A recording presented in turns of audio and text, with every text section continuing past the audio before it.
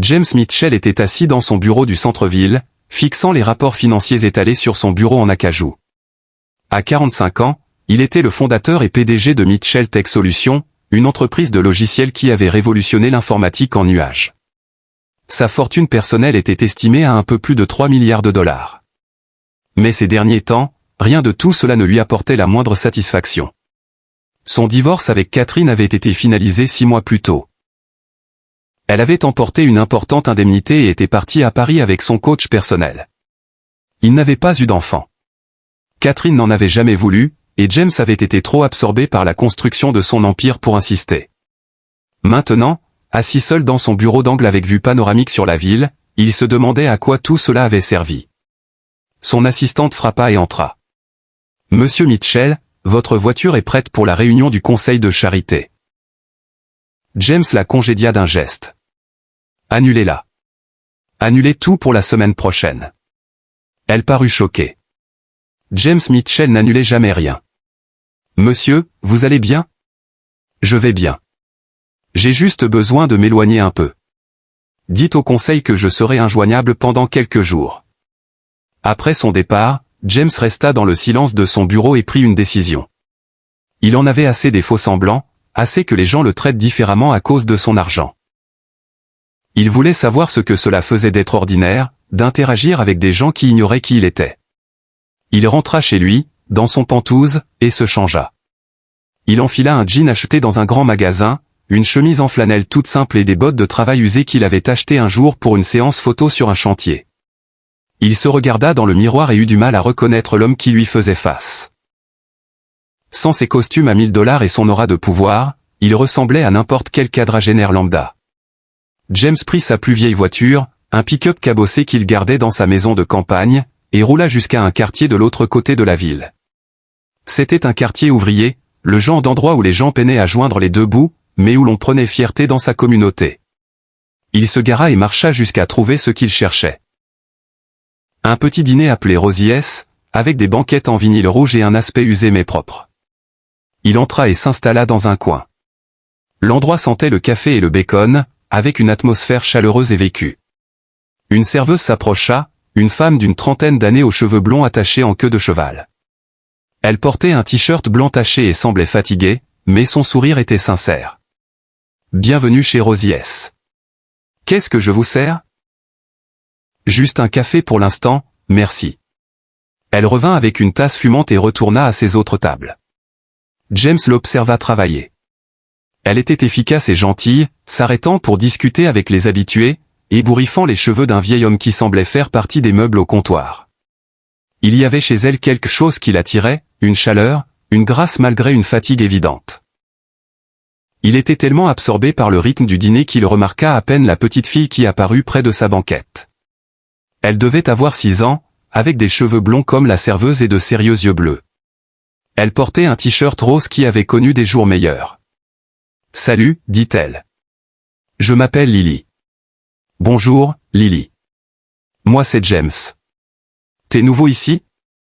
Je t'ai jamais vu avant. »« Oui, je suis nouveau. Tu viens souvent ici ? » ?»« J'habite ici, répondit-elle très sérieusement. « Enfin, pas dans le dîner, mais ma maman y travaille, alors je suis là souvent. »« C'est elle, là-bas, dit-elle en pointant la serveuse blonde. »« Je vois. Elle a l'air très gentille. »« C'est la meilleure maman du monde, affirma Lily avec une conviction absolue. Elle travaille super dur pour qu'on ait une bonne vie. » La serveuse remarqua que Lily parlait à James et s'approcha précipitamment, l'air désolé. « Lily, ma chérie, ne dérange pas les clients. »« Je suis vraiment désolé, monsieur. »« Elle ne me dérange pas du tout, répondit James rapidement. Elle est même une compagnie délicieuse. » La femme sourit, et James vit comme ce sourire transformait son visage fatigué. « C'est gentil de dire ça. Je m'appelle Emily. » Lily est censée faire ses devoirs à l'arrière, mais elle s'ennuie toute seule.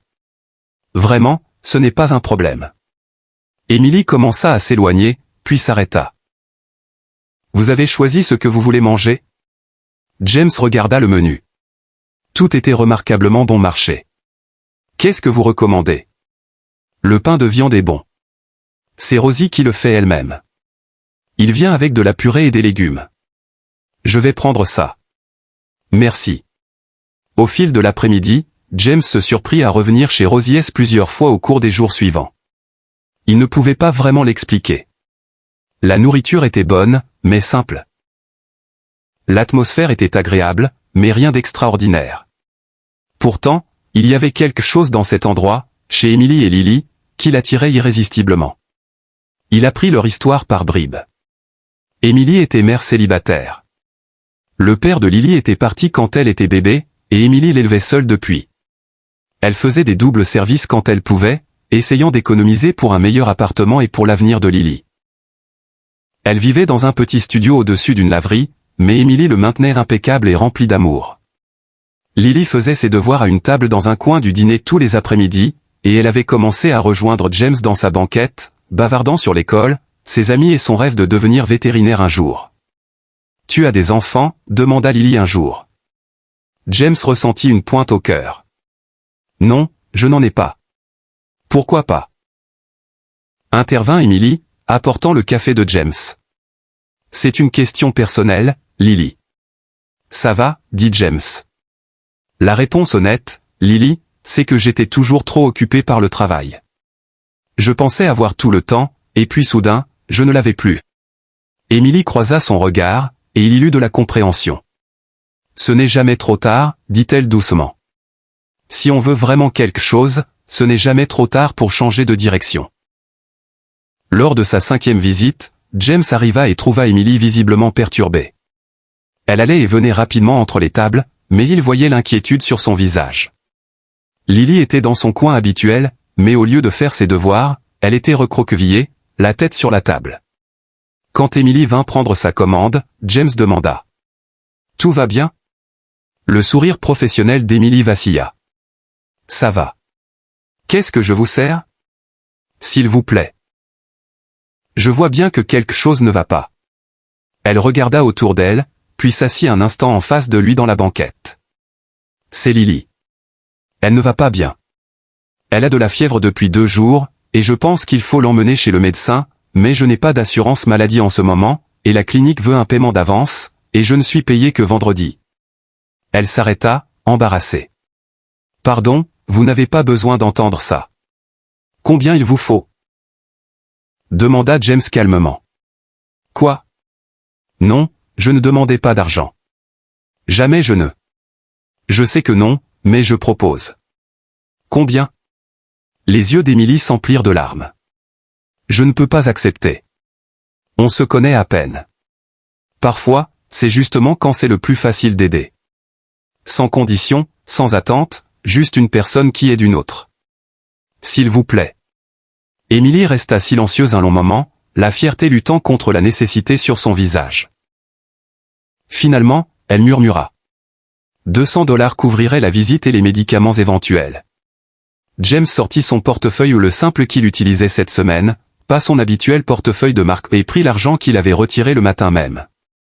Voici 400 $ pour le médecin et pour que vous puissiez prendre le reste de la journée pour vous occuper d'elle. Je ne peux pas. Si, vous pouvez. Votre fille a besoin de vous. Emily prit l'argent d'une main tremblante. Je vous rembourserai. Je vous le promets. Chaque centime. Seulement si vous y tenez. Mais pas de précipitation. Il les regarda rassembler leurs affaires. Emily expliqua à Rosie, la propriétaire, une figure de grand-mère aux cheveux gris et aux yeux gentils, qu'elle devait partir. Rosie accepta immédiatement. En sortant, Lily se retourna et fit un signe à James, et il sentit son cœur se serrer. James ne retourna pas au dîner pendant quelques jours. Il se dit qu'il leur laissait de l'espace. Mais en vérité, l'expérience l'avait ébranlé. Le désespoir dans les yeux d'Emily, savoir qu'une urgence médicale pour sa fille pouvait être financièrement dévastatrice, la réalité que 200 $ faisait la différence entre des soins ou pas, cela avait réveillé quelque chose en lui. Il resta dans son pantouse et pensa à tout l'argent qu'il avait, à toutes les ressources à sa disposition, et se demanda ce qu'il en faisait vraiment. Oui, il avait sa fondation caritative. Oui, il donnait à de bonnes causes. Mais il comprit qu'il avait écrit des chèques pour se sentir mieux tout en restant isolé des véritables luttes des gens ordinaires. Quand il revint chez Rosie le lundi suivant, Emily le repéra immédiatement et accourut. James, je suis tellement contente que vous soyez revenu. J'avais peur que vous ne reveniez plus. Pourquoi je ne reviendrai pas? Je ne sais pas. J'ai pensé que je vous avais peut-être fait peur avec mes problèmes. Elle fouilla dans la poche de son tablier et en sortit une enveloppe. Je voulais vous donner ça. Ce n'est pas tout encore, mais c'est un début. 50 $, et je vous rembourserai le reste dès que possible. James repoussa l'enveloppe vers elle. Gardez-les. Utilisez-les pour quelque chose dont Lily a besoin. Je ne peux pas faire ça. Vous avez été tellement généreux. Emily, s'il vous plaît. Ça me ferait plaisir de savoir que vous les avez utilisés pour Lily. Peut-être des livres neufs ou une petite gâterie. Ce qu'elle veut. Les yeux d'Emily s'emplirent à nouveau de larmes. Pourquoi êtes-vous si gentil avec nous? Vous ne nous connaissez même pas. James réfléchit soigneusement à sa réponse. Il ne lui avait toujours pas dit qui il était vraiment, et il ne savait pas pourquoi. Peut-être parce que cela semblait réel, d'une façon que rien dans sa vie n'avait été depuis des années. Peut-être parce que j'avais besoin de me souvenir de ce qui compte vraiment. Et vous et Lily me l'avez rappelé. Au cours des semaines suivantes, James devint un habitué de chez Rosies. Il venait déjeuner presque tous les jours, parfois dîner. Il aidait Lily avec ses devoirs de maths. Il écoutait les rêves d'Emily de reprendre ses études pour devenir infirmière. Il rencontra les autres habitués ou des ouvriers du bâtiment, des chauffeurs de bus, des retraités et se rendit compte qu'il appréciait leur compagnie bien plus que celle des PDG et des puissants qu'il côtoyait d'habitude. Il apprit qu'Emily avait été une étudiante prometteuse en soins infirmiers quand elle était tombée enceinte. Son petit ami était parti, ses parents avaient été furieux et l'avaient coupé de tout contact, et elle avait abandonné ses études pour travailler et élever Lily. Elle essayait depuis des années d'économiser assez pour reprendre ses cours, mais il y avait toujours quelque chose, une réparation de voiture, une facture médicale imprévue, la réalité incessante de vivre de chèque de paie en chèque de paie. Un soir, alors qu'Emily nettoyait les tables après le coup de feu du dîner, Lily accourut vers la banquette de James avec un dessin. « Je l'ai fait pour toi », annonça T.L. fièrement. C'était un dessin au crayon représentant les trois James, Emily et Lily au devant le dîner, avec un grand soleil jaune au-dessus. En haut, en lettres appliquées, elle avait écrit « Ma famille ». James sentit l'émotion lui serrer la gorge. « C'est magnifique, Lily. »« Merci. »« T'es comme un papa pour moi, » dit sérieusement Lily. « Vraiment.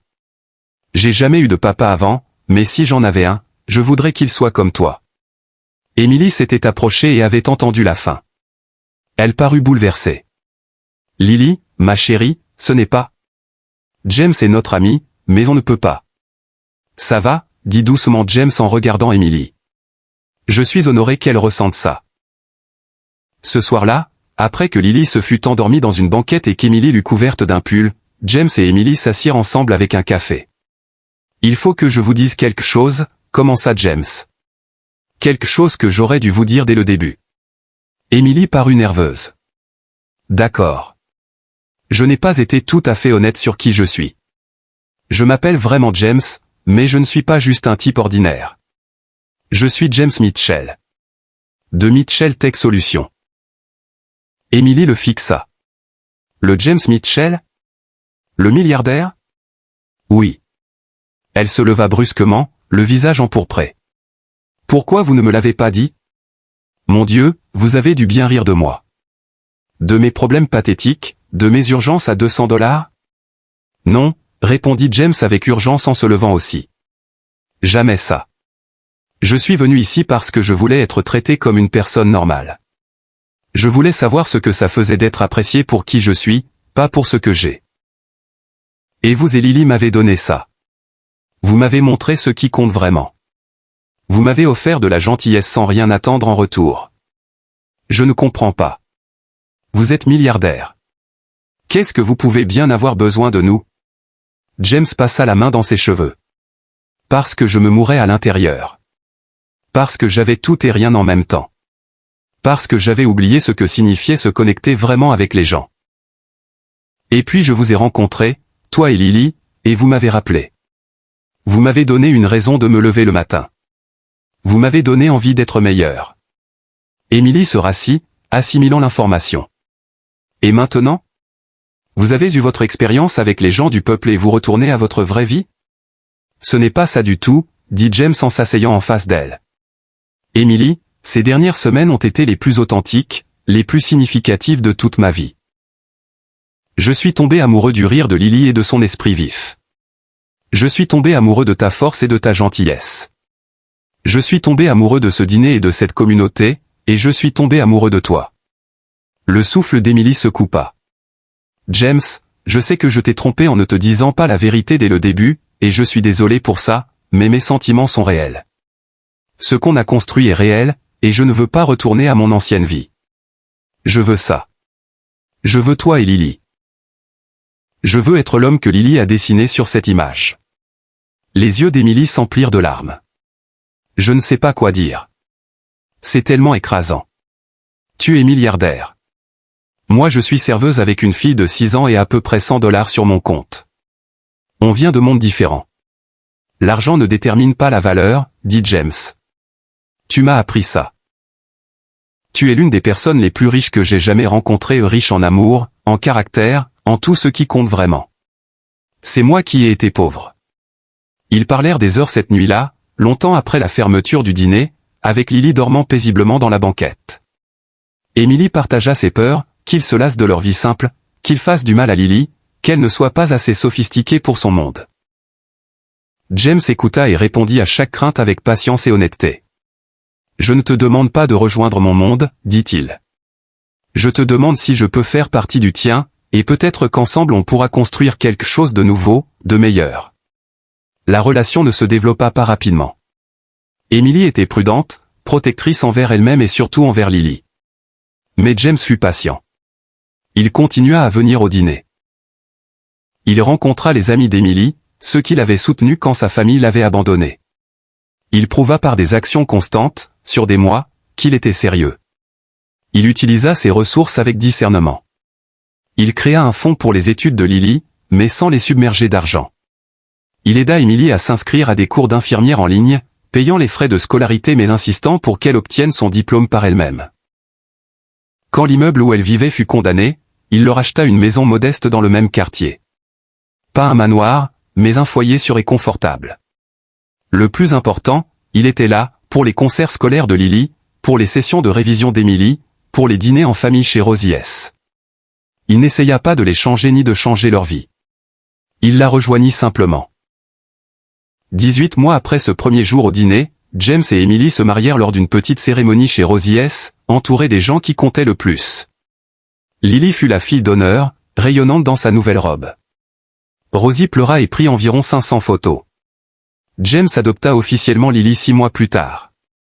Quand le juge demanda à Lily si elle voulait que James devienne son père, sa réponse fut immédiate et catégorique. Oui. Il est déjà mon papa. Ça rend juste ça officiel.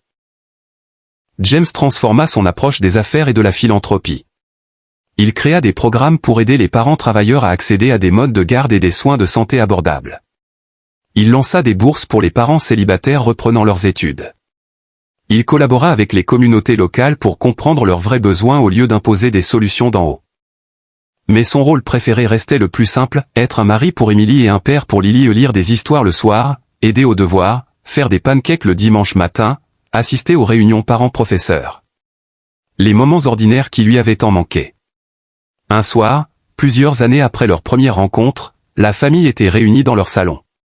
Lily, maintenant âgée de 10 ans, travaillait sur une rédaction sur la personne qui l'avait le plus influencé.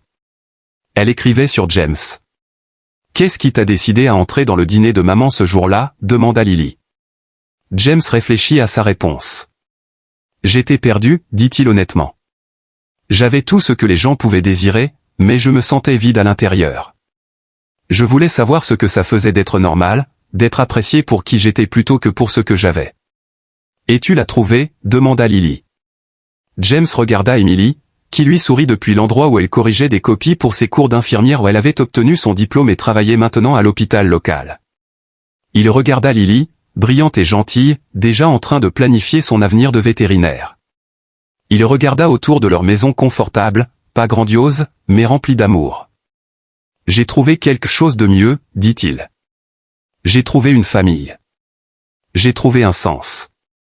J'ai découvert que la personne la plus riche n'est pas celle qui a le plus d'argent. C'est celle qui a le plus d'amour. Émilie posa ses copies et vint s'asseoir près de lui, prenant sa main. C'est nous qui sommes riches, dit-elle. Lily et moi. Tu aurais pu passer devant ce dîner 100 fois sans jamais entrer. Tu aurais pu nous aider une fois et puis disparaître. Mais tu es resté. Tu nous as choisis jour après jour, même quand ce n'était ni facile ni glamour. Ça, c'est la vraie richesse. Lily abandonna sa rédaction et vint les rejoindre sur le canapé, se glissant entre ses parents. Je suis contente que tu sois entré dans le dîner, dit-elle. Je suis contente que tu nous aies choisis. James entoura de ses bras sa femme et sa fille, ces deux personnes qui l'avaient sauvé d'une vie de succès creux et de solitude. Elle lui avait montré ce qui comptait vraiment. Elle lui avait donné un but, de l'amour et une raison de se lever chaque matin. C'est moi le chanceux, dit-il. Vous avez pris un homme perdu et solitaire et vous lui avez appris ce que signifie être vraiment riche. Pas en dollars, mais dans ce qui compte vraiment, l'amour, la famille, les liens. Vous m'avez donné tout ce qui importe. Et tandis qu'ils étaient assis ensemble dans leur salon modeste, dans leur maison de classe moyenne confortable, dans le quartier où Emily avait lutté pendant des années, James Mitchell sut qu'il était l'homme le plus riche du monde. Pas à cause des milliards sur son compte en banque, mais parce qu'il avait trouvé ce que l'argent ne peut jamais acheter, une famille qu'il aimait pour exactement qui il était, et non pour ce qu'il possédait. Parfois, la plus grande fortune ne vient pas de ce qu'on accumule, mais de ce qu'on est prêt à lâcher. James avait lâché ses prétentions, son isolement, sa conviction que le succès se mesurait en dollars et en contrats. En retour, il avait gagné tout ce qui comptait vraiment. Le dîner de la 5e rue avait changé sa vie. Mais plus précisément, deux personnes ou une mère travailleuse et sa fille brillante et aimante avaient changé sa vie. Elle lui avait montré que la gentillesse ne se mesurait pas en grands gestes ou en énormes dons. Elle consistait à être là, à être présent, à valoriser les gens pour ce qu'ils sont. Et cette leçon, James le savait, valait plus que tout l'argent du monde.